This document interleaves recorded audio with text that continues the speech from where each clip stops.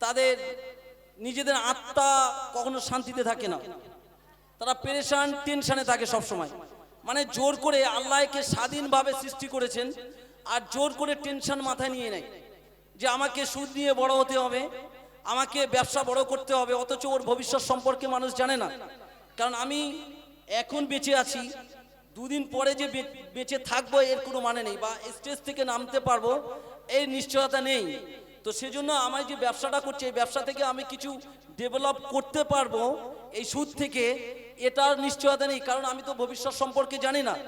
কারণ আল্লাহ রাব্বুল আলামিন আমার ফিউচার সম্পর্কে জানেন। তিনি বলেছেন কুল্লা ইয়ালামু মান ফিস সামাওয়াতি ওয়াল আরদি গায়বা ইল্লাল্লাহ, যে যত অদৃশ্যের খবর একমাত্র আল্লাহ ছাড়া কেউ জানে না। তো আপনি কি করে বুঝলেন যে এখান থেকে আমি কিছু ডেভেলপ করতে পারি? এটা আমাদের ভুল। আপনি দেখেন অধিকাংশ মানুষ এই সুদের মধ্যে জর্জরিত হয়ে সে টেনশনে ভুগছে, তার বাড়িতে মারামারি কাটাকাটি এগুলো হচ্ছে। এগুলো থেকে আমাদের বেরিয়ে আসতে হবে, এর থেকে রাগারাগি হয়। অথচ আমি যে আয়াতটা পরিবেশন করেছিলাম সেখানে আল্লাহ বলেছেন আল্লাযীনা ইউনফিকুনা ফিস সাররাই ওয়াদ দাররাই ওয়াল কাযিমিনাল গায়যা ওয়াল আফিনা আনিন নাস আল্লাহু ইউহিব্বুল মুহসিনিন। আল্লাহ বলেছেন এখানে সফলতার চারটে কথা বলা আছে, চারটে শর্ত এখানে আল্লাহ রাব্বুল আলামিন বেঁধে দিয়েছেন। আল্লাযীনা, যারা ইউনফিকুনা খরচ করে, ফিস সাররাই ওয়াদ দাররাই সচ্ছলতায় এবং অসচ্ছলতায় আল্লাহর রাস্তায়। আপনি যে হালাল রুজি উপার্জন করেন ওখান থেকে প্রতিদিন আপনি 1 টাকা হোক 2 টাকা হোক আপনার ক্ষমতা অনুযায়ী 400 টাকা উপার্জন করেছেন, 10 টাকা প্রতিদিন রাখেন বাড়িতে, ওই 10 টাকা দান হিসেবে রেখে দেন। প্রতিদিন আপনি যখন খরচ করবেন তখন আপনার এই সাদাকার বরকতটা আপনার বাড়িতে বিরাজমান হবে। যে কোনো অসহায় মানুষকে আপনি টাকাটা দিয়ে দেন, একসঙ্গে দিয়ে দিতে পারেন মাসে, বা যদি কোনো ফকির মিসকিন বা অসহায় মানুষ আছে দিয়ে দিতে পারেন। এজন্য ইসলামে জাকাতের এমন একটা সুন্দর ব্যবস্থা করে দেওয়া হয়েছে যে পূর্ণাঙ্গ জীবন ব্যবস্থার নাম ইসলাম, যে গঠনমূলক জীবন ব্যবস্থার নাম ইসলাম, যে জাকাতের মাধ্যমে গরিবী দূর করা যায়। অথচ আমরা যাদের উপরে জাকাত ফরজ হয়েছে তারা কিন্তু জাকাত আদায় করে না, তারা সম্পদটাকে নিজের মনে করে। আল্লাহ সে কথা বলেছেন ওয়াম্মা মান বাখিলা ওয়াস্তাগনা ওয়া কাযযাবা বিল হুসনা, যারা কৃপণতা করেছে এরা সত্যটাকে মিথ্যা মনে করে নিয়েছে। যে ইসলাম যে সত্য, জাকাতের মধ্যে জাকাত দিলে কি হবে? তোমার মন প্রশস্ত হবে। মানুষ যে একটা অসহায় মানুষ সে পথ খুঁজে পাবে। আপনি জাকাতের টাকা নিয়ে কারোর গাড়ি কিনে দেন, কারোর বাড়ি করে দেন, যার যেমন প্রয়োজন আছে আপনি করে দেন, দিলে কি হবে? ওই মানুষটা আপনার প্রতি সহানুভূতিশীল হবে, ও আপনার জন্য দোয়া প্রার্থী হবে, দোয়া করতে থাকবে। কিন্তু আপনি জাকাত ফরজ, আপনি আল্লাহকে মেনে নিয়েছেন রব বলে, আল্লাহ বলছেন তোমার জাকাত দিতে হবে, অথচ আপনি দিচ্ছেন না। ওয়াম্মা মান বাখিলা ওয়াস্তাগনার মধ্যে আপনি পড়ে গেলেন যে আপনি কৃপণ। আল্লাহ রাসূল সাল্লাল্লাহু আলাইহি ওয়াসাল্লাম বলেছেন যে কৃপণের জন্য 2 জন ফেরেশতা প্রতিদিন সকালে নেমে আসেন, এসে মানে দোয়া করতে থাকে, আল্লাহ যারা দান করেছে তাদেরকে বর্ধিত করো, তাদের সম্পদকে বাড়িয়ে দাও, যারা কৃপণতা করেছে ওদেরকে ধ্বংস করো। আচ্ছা, এখানে যদি আপনি কোনো মানুষকে দান করেন, একজন গরিব মানুষকে, আল্লাহর কোনো লাভ হবে? ওই মানুষটা তো স্বাবলম্বী হবে। যেহেতু আমরা মানুষ, মানবতার উত্তম আচরণ আপনাকে দেখাতে হবে দানের মাধ্যমে। কিয়ামতের মাঠে আল্লাহ রাসূল সাল্লাল্লাহু আলাইহি ওয়াসাল্লাম বলেছেন, আলী রাদিয়াল্লাহু তাআলা আনহু এই হাদিসটা বর্ণনা করেছেন, তিনি বলেছেন কিয়ামতের মাঠে আল্লাহ বলেছেন লা ইয়ানজুরু ইয়াউমাল কিয়ামা, আল্লাহ রাব্বুল আলামিন তাদের দিকে তাকাবেন না। কারা তারা? যারা বস্ত্রহীনকে বস্ত্র দান করে না, যারা অন্য যে ক্ষুধার্ত মানুষ আছে তার ক্ষমতা অনুযায়ী তাকে খাবার খাওয়ায় না, এবং যে একজন তার ক্ষমতা আছে একটা টিউবওয়েল করে দেওয়ার, 1 গ্লাস পানি খাওয়ার, সে সেটা ব্যবস্থা করে না। আল্লাহ রাব্বুল আলামিন বলছেন কাল কিয়ামতের মাঠে আমি তার দিকে দেখব না। যদি সেদিন আল্লাহর দয়া, আল্লাহর দৃষ্টি আপনার উপর না থেকে আপনার অবস্থা কি হবে বলেন? আপনি মনে করছেন সম্পদ, আবার না। আপনি দেখেন ওই যে আমফান, সিজার, যত কিছু হয়েছে, মানে অনেকেই আছে যে সম্পদশালী ছিল, তারা কিন্তু তাদের সম্পদকে রক্ষা করতে পারেনি। এই সম্পদ থাকবে না, কারণের প্রচুর সম্পদ ছিল, সে সম্পদ কিন্তু সে রাখতে পারেনি, সম্পদ তাকে সফলতা দিতে পারেনি, তার সম্পদ তাকে কিয়ামত অবধি দাবিয়ে রাখবে। আল্লাহ এটা বলেছেন কারণ সে সম্পদকে তার মনে করেছিল। অথচ আল্লাহ বলছেন ওয়ামিম্মা রাযাকনাহুম ইউনফিকুন, এই সম্পদ আমি তোমাকে দিয়েছি। যে বাগানে তুমি 1 বস্তা ধান ফেলে এসেছিলে, ওই ধানের অঙ্কুর কি তুমি বার করেছো? সূরা ওয়াকিয়া আপনি পড়ে নেবেন, সেখানে আল্লাহ বলেছেন যে ধানের অঙ্কুর কি তোমরা বার করেছো না আমি বার করেছি?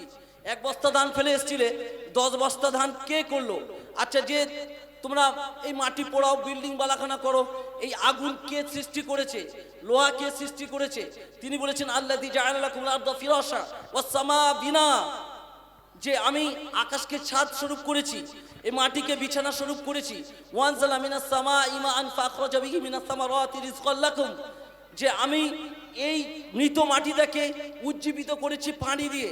শক্ত মাটিতে আপনি কিছু করতে পারবেন না, সেখানে আল্লাহ রাব্বুল আলামিন পানি দিয়ে মাটিটাকে তার জীবন ফিরিয়ে দিয়েছে।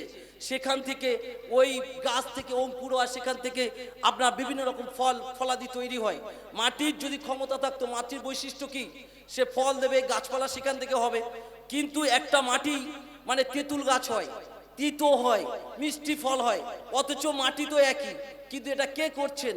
আল্লাহ রাব্বুল আলামিন করেছেন বিভিন্ন গাছে বিভিন্ন টেস্ট করে। এটা তার ক্ষমতা। তিনি বলেছেন যে আমি লিল্লাহি মা ফিস সামাওয়াতি ওয়াল আরদ ইউসাব্বিহু লিল্লাহি মা ফিস সামাওয়াতি ওয়াল আরদ, পৃথিবীতে যত কিছু আছে সবকিছু আল্লাহর তাসবিহ করে, আর এগুলো সব আল্লাহ নিয়ন্ত্রণ করে। তো আপনি আমি যারা আল্লাহকে এখনো ভুলে আছি, যে আমি মনে করছি আমার ক্ষমতা দিয়ে কিছু হচ্ছে, এটা মনে করা একটা পথভ্রষ্টতা ছাড়ার কিছু না। তো যে কথা বলছিলাম ভাই, যে সুদ থেকে আমাদের দূরে থাকতে হবে। আজকে সুদ, ইহুদি নাসারা, তারা আমাদের এই সুদের মাধ্যমে আমাদের ঈমানকে নষ্ট করে দিচ্ছে। সুদের এমন মানে খারাপই আছে যে মানুষের তার বিবেককে নষ্ট করে ফেলে, তার মেজাজকে মানে আপনার কি বলা যায়, ওই যে কুপ্রবৃত্তি দিয়ে তার মেজাজকে কঠোর ফিরাউনের মতো করে ফেলে, তার সাথে কথা বলা যায় না। তো আল্লাহ এই জন্য বলেছেন যে আল্লাযীনা ইউনফিকুনা ফিস সাররাই ওয়াদ দাররাই, যারা সচ্ছলতায় অসচ্ছলতায় দান করে। আল্লাহ বলছেন সচ্ছলতায় অসচ্ছলতায় দান করে। ভালো করে শুনেন, খেয়াল করেন, সচ্ছলতায় অসচ্ছলতায় দান করে। আর প্রতিদিন আপনি দানের ধারাবাহিকতা ধরে রাখবেন। দান আপনি করবেন, আল্লাহ রাসূল বলেছেন আস-সাদকাতুন তারুদ্দুন বালা, যখন মানুষ দান করে তার বালা মুসিবত সব দূর হয়ে যায়। যখন আপনি দান করবেন, আপনার হয়তো একটা বালা আসার প্রয়োজন ছিল, কিন্তু আল্লাহ রাব্বুল আলামিন সেটাকে উঠিয়ে নিলেন। নিলে কি হবে? আপনি সুস্থ থাকবেন, আবার নতুন করে আপনি কাজ করতে পারবেন। তাহলে আপনার যে সম্পদটা গচ্ছিত সম্পদ ছিল, ওই সম্পদ গচ্ছিত থেকে গেল, আবার আপনি উপার্জন করতে পেরেছেন ওই গচ্ছিত সম্পদে, আবার আপনি এনে আবার সম্পদটা বাড়িয়ে নিলেন। কিন্তু যদি আপনি অসুস্থ থাকেন, তাহলে সম্পদ কি বাড়বে? ও ভাই, সম্পদ কি বাড়বে? তো আল্লাহ বলছেন যদি আপনি দান করো তাহলে কি হবে? ওই পাশের মানুষের উপকার হবে, আর ওর বদৌলতে আমি তোমাকে সুস্থ রাখবো, ভালো রাখবো। আজকের আমরা এই কৃপণতার মাধ্যমে আমাদের সমাজকে পরিবর্তন করতে পারি না। বিশাল ধনী মানুষ দেখেন না, এক কাট্টা সুদ কি করে, আপনার এক শ্রেণীর মানুষের কাছে পয়সা মানে একের পর এক তাদের পয়সা কি বলা যায়, তাদের কয়েক প্রজন্ম শেষ করতে পারবে না। কিন্তু সুদের বরকত বেশি থাকে না 50 বছরের বেশি, হারাম মালের বরকত বেশি থাকে না। তারপরেও এই সুদ ব্যবস্থা আমাদেরকে শেষ করছে, এর থেকেও দূরে থাকতে হবে। তো এর মাধ্যমে কি হয়? রাগারাগি তৈরি হয়। যখন আপনি কিস্তিটা নিয়েছেন, স্বামী স্ত্রীর মধ্যে একটা দ্বন্দ্ব তৈরি হবে, আর দ্বন্দ্ব তৈরি হওয়ার পরে আপনার মধ্যে কি হবে? স্বামী স্ত্রীর বিচ্ছেদও ঘটে যায়। অনেক সময় হয় না, এগুলো অনেক হয়। আপনার প্রতিবেশীর সাথে বিচ্ছেদ হয়।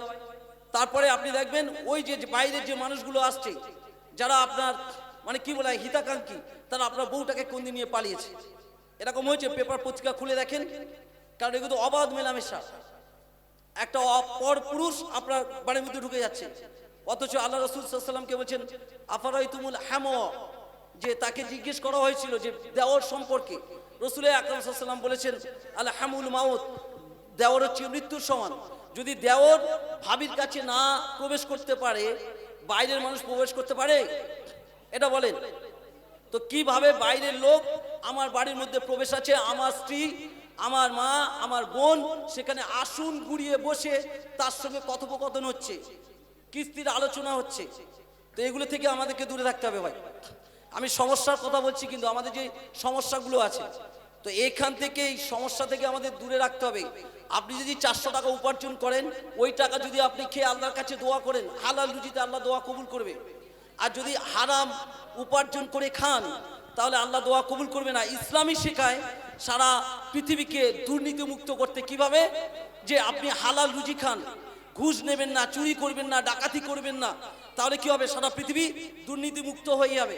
কিন্তু দুর্ভাগ্যের বিষয়, আজকের মুসলিম